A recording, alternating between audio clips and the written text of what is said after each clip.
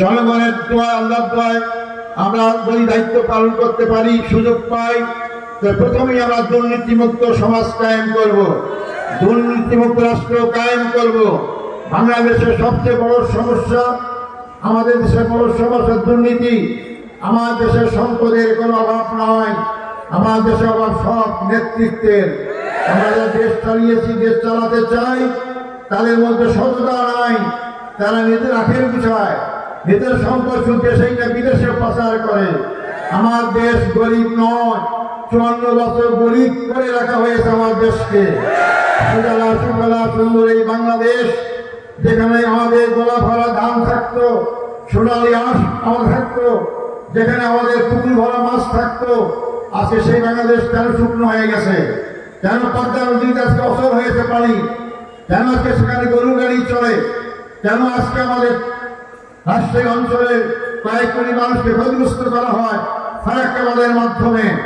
কেন আজকে আমাদের সিলেটে টিপাইমুখের উজানে 54টা বাঁধ দিয়ে আজকে নদী শুকিয়ে রাখা হয়?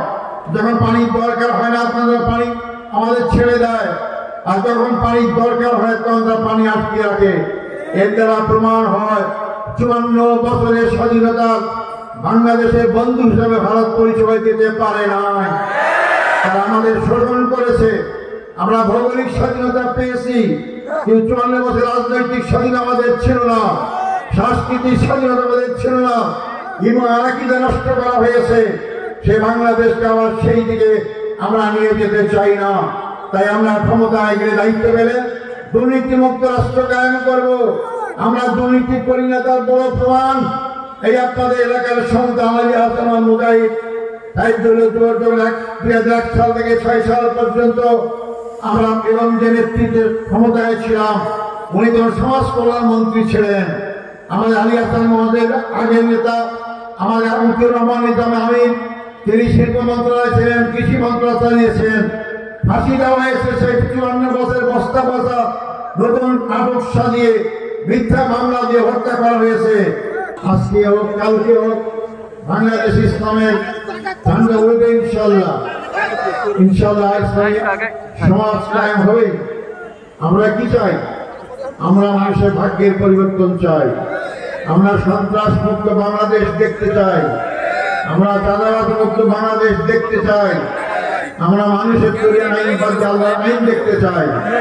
আমরা আমাদের দেশকে নিজেরাই শাসন করবো, কারো আধিপত্য শক্তির হাতে আমার দেশকে তুলে দেবো না, বাংলাদেশ দেখতে চাই আমরা। এটাই আমাদের নেতাদের আজীবন স্বপ্ন ছিল। আমাদের সময় এসেছে সেই স্বপ্নকে বাস্তবায়ন করার জন্য। আজকে আমরা জামাত ইসলামী দেশ শ্রমিক দল নিয়ে আমরা আজকে আন্দোলন করছি। একটা সুষ্ঠু, অবাধ, নিরপেক্ষ, সকলের কাছে গ্রহণযোগ্য এবং সমস্ত ভোটার উপস্থিতির মাধ্যমে একটি সুষ্ঠু নির্বাচন করার জন্য। সেই নির্বাচন করতে হলে 24-এর গণবিপ্লবের মধ্য দিয়ে দেশ পিছিয়ে পরিবর্তন হয়েছে। সেই জুলাই সনদে আমরা সবাই স্বাক্ষর করেছি। সেই স্বাক্ষরিত সনদ আইনি ভিত্তি দেওয়ার জন্য আমরা গণভোটের আয়োজন করার জন্য সবাই একমত হয়েছি। শুধু আমরা একদিনে হবে না, আলাদা আলাদা দিন হবে, এই ব্যাপারে দ্বিমত সৃষ্টি হয়েছে। আমরা সবাই করেছি ঐক্যমতের ভিত্তিতে জাতীয় নির্বাচনের পূর্বেই গণভোটের আয়োজন করতে হবে। এই দুইটা ভোটের এত বড় আয়োজন আমাদের দেশে সরকারের কোনো অভিজ্ঞতা নেই। এই জন্য একই দিনে দুইটা ভোটের আয়োজন করা হয়, যে জনগণ ঠিক মতো ভোট নাও দিতে পারে এবং এই জন্য একটা বিশৃঙ্খলা সৃষ্টি হতে পারে।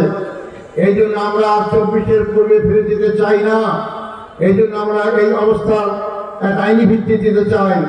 সংগ্রামী ভাই বন্ধুগণ, বাংলাদেশ জামাত ইসলামী অনেক ত্যাগ স্বীকার করে আজকের এই পর্যায়ে এসেছে। যারা মনে করেছিল ফুটকালে বাংলাদেশ জামাত ইসলামী নিশ্চিহ্ন করতে পারবে, তারা আজকে নিশ্চিহ্ন হয়ে গেছে।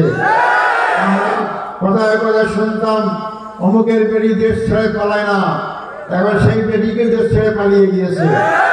জামাত ইসলামীর লোকরা জনগণকে ফেলে দেশ ছেড়ে পালিয়ে যায় নাই। হাসির কাছে হাসি মুখে মৃত্যুবরণ করতে শহীদ হয়েছে। 18 কোটি মানুষকে ফেলে নিরাপদ আশ্রয় গিয়ে সুন্দর জীবন যাপন করার লোক জামাত ইসলামী নেতারা ছিল না।